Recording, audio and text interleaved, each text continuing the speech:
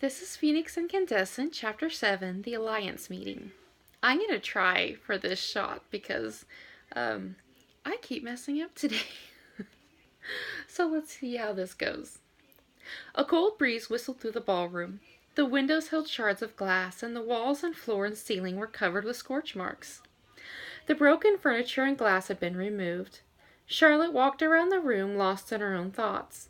Flashes of the night before danced before her eyes. She shoved her hands in her pockets and closed her eyes. How quickly life could change. She ran her fingers over the watery stonework and looked down at the puddles accumulating on the floor. This room would be packed with Magani and weavers from all over the United States. She would find a hob soon and ask them to put up something to keep the room dry. She leaned against the window frame and looked over the courtyard. So much for magical dances, lost shoes, and Prince Charming's. The dance had been a failure. The shoes were lost. Prince Charming had been a foe in disguise. She thought of her packed bag under her bed. Running away would have to wait. Last night she'd been ready to trade her heels for running shoes. Today she would trade her freedom to have her mother back. She crossed back to the lobby and headed out the front doors after taking off her shoes. A little rain never stopped her. She crossed the lawns and walked around the scorch marks. This was where Ebby had fought for her mother's life. Charlotte halted. Wait, did Ebby have magic? She thought through last night, what she had seen on tape, what she had heard under the bridge, Ebby's final words. She turned and looked back at the castle with fresh eyes. Her gaze flickered over the castle walls. The castle looked very much like one would expect a castle to look like, though the towers were stained glass cylinders with ivy of iron growing up them. The stonework of the castle was a warm and rusty blend of colors, shapes, and sizes. But what secrets was the castle holding? She was fairly certain of one now. Ebby had to have magic of some kind. Charlotte glanced over at the left lawns of the castle, which held a farm with vegetable gardens and plenty of fields for the animals. Some of the fields were trampled, but repair would be easy. She turned to the right lawns, where a large garage with a second story for the Wingard family stood in front of the orchards. Now the garage was in shambles and part of the orchards was destroyed too. She continued down the cobbled path to the rear lawns. Back here, many flower gardens, benches, statues, and fountains of water surrounded a willow tree in the middle. The willow was unique because it held a large amount of tiny wind chimes for each year the owners had been married. Would any more chimes be added? She fingered the cufflinks in her pocket. She needed a pair that could take her back in time. Basil appeared in front of her, umbrella in hand. He sat down on one of the benches underneath the tree and waved her over. Almost everyone is here. Above him, the wind chimes tingled and banged and sang their metallic song in the wind. Basil, did Ebby have magic? Oh, Lottie. He closed his eyes and sighed. Yes, Ebby had magic, he chuckled sadly. Of course she had magic. Charlotte waited silently.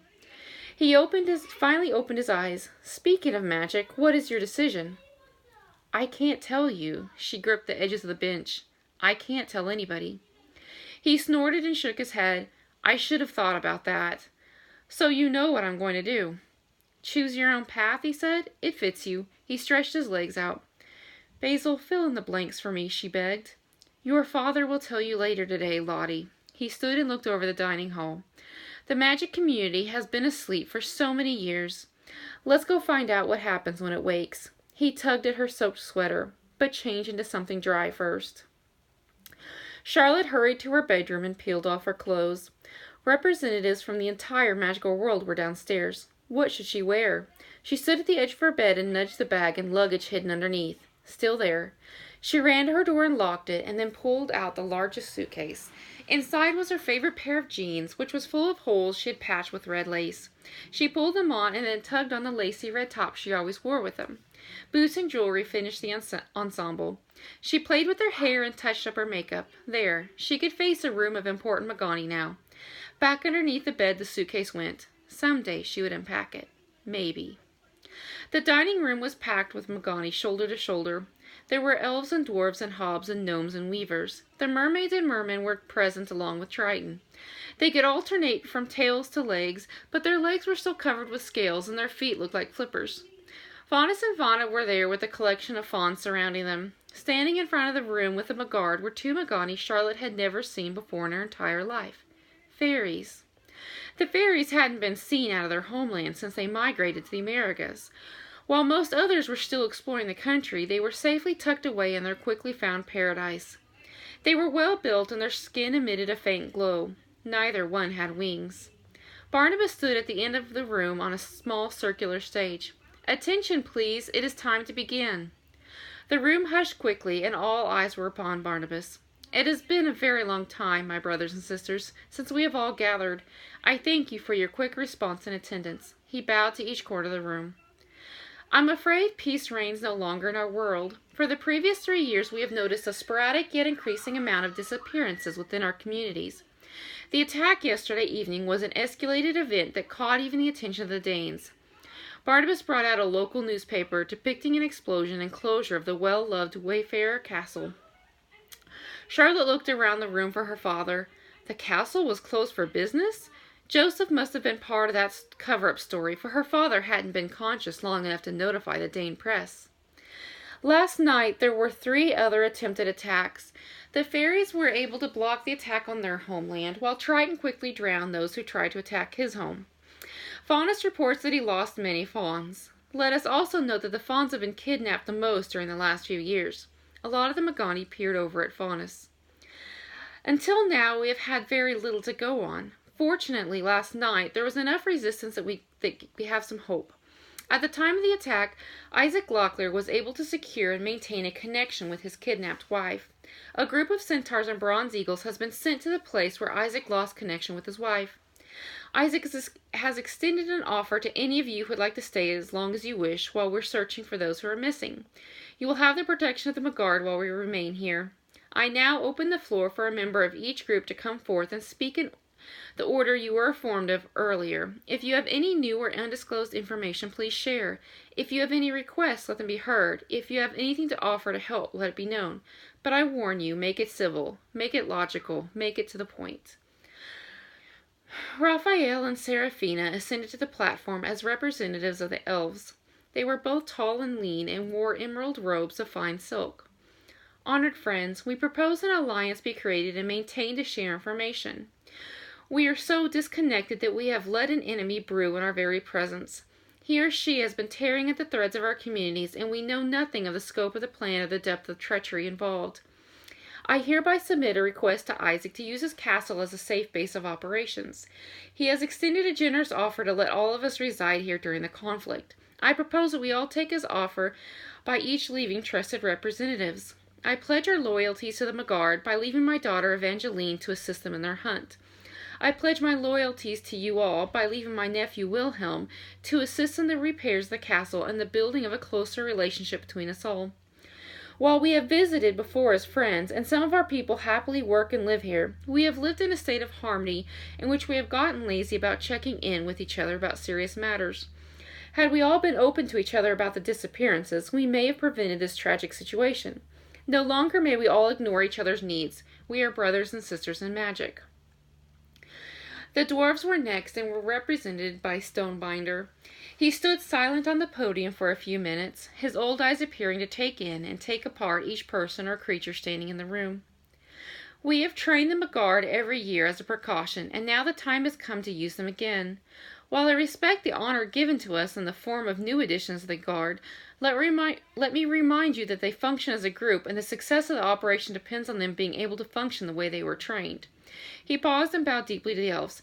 "With respect, I propose that we form a new group that will function alongside the Magard." The elves bowed in acceptance of Stonebinder's words, and he stepped down. Next were the giants who had chosen Rhett to speak. Most giants refused to speak or be around smaller Magani, so it was generally up to a half-giant to communicate. "The giants have chosen to remain neutral in this situation. They will keep the lines of communication open, but are wary of sending out troops to hunt others down until there's more proof of what is happening. Thank you." The room went wild, and it was several minutes before anybody could get a handle on the volume long enough to speak. It was Triton who finally got everybody's attention. With a wave of his trident, he brought not only some of the rain that fell outside, but also the entire swimming pool of water through the doors and windows to soak everybody. When the room was silent from surprise, his thunderous voice spoke. "That is enough. We are pledging allegiance to each other, but we cannot force it upon any group. If you will calm down long enough to remember that the giants are furthest away from the Dane Society, and even from the Magical Society. They have pledged to be open to communication, something they rarely do. All they are saying is that that they don't want us to jump on a bandwagon without further information, which is a wise choice. The room was quiet. I understand that many of you here have lost loved ones, so that makes the words hurtful, but you have to restrain your feelings long enough to process the information. We cannot turn this situation into a witch hunt. We must proceed carefully in everything we do. Now I will pledge my loyalties to you. I will keep representatives here while most of us return to my kingdom to make sure it is secure. Triton stepped off the platform at the same time, raising his arms. All the water drained from the room, their clothes, their hair, everything, and rose into a cloud and floated in the direction of the pool. Don't worry, Isaac. It will be filtered by the time it fills the pool back up. Charlotte was a little surprised to see Joseph step on the platform next. He cleared his throat a couple of times before Rhett stepped forward and held Joseph up on his shoulder. Our place remains here, protecting our family from further harm. We will be rebuilding the castle and using our free time to research our library and visit with other hobbs to try to find more information. He paused and sighed. We lost many gnomes yesterday. I also am here to represent them, as we have had some from neighboring communities travel here in order to honor those who were killed. It is all too easy to forget that our household gnomes were wiped out, as they were small and mostly silent members of the community, but the loss of life was great, and I ask that we all observe a moment of silence and remembrance. Thank you. After a moment, Fauna stepped forward.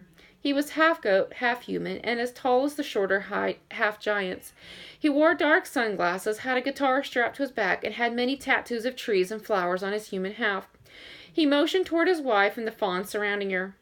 I have lost so many of my children to this unknown enemy. I have so many that I don't keep track of them, so the fault of not reporting sooner is mine. It wasn't until we had our annual reunion that I noticed that far too many were missing. I will help in whatever way I can as we follow this menace. Isaac was brought to the stage in a wheelchair pushed by Alcott. Whatever evil is circulating must be stopped. As I have only been conscious for a short time, I haven't had enough time to form a better plan, but I have called my fellow weavers to help me spread the word and find out any information we can. We will help by spreading the word and also researching amongst the Danes to see if there have been signs of this evil in their world as well. That left the fairies. They had been silent and without expression during the entirety of the meeting, even throughout the outburst after Rhett had spoken. They stepped lightly onto the platform. Our names are Leander and Layla.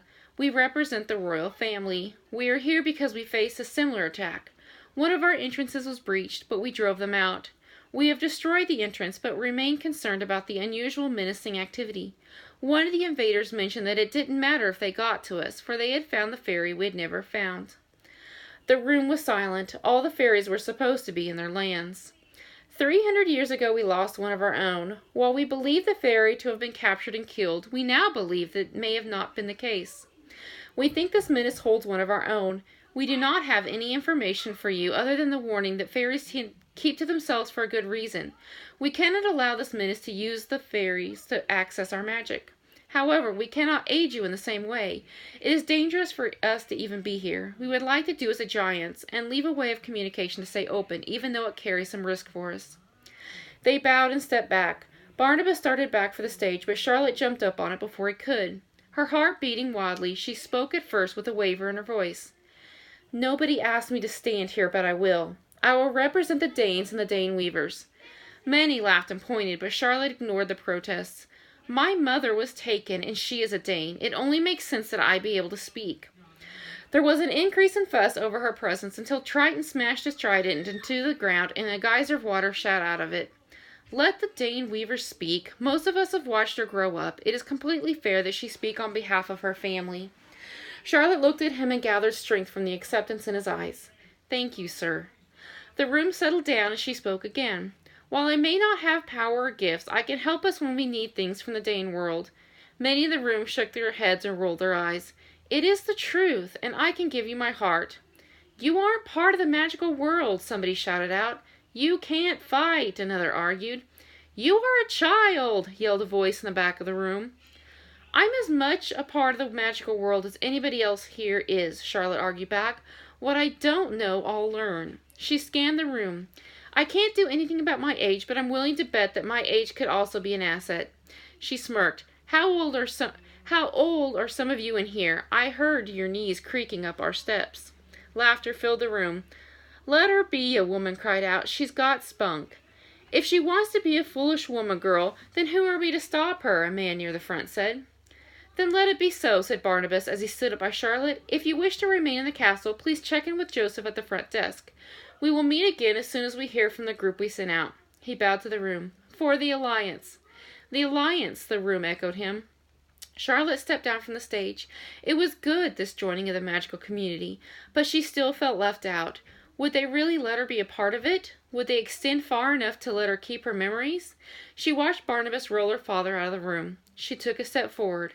It was time for answers.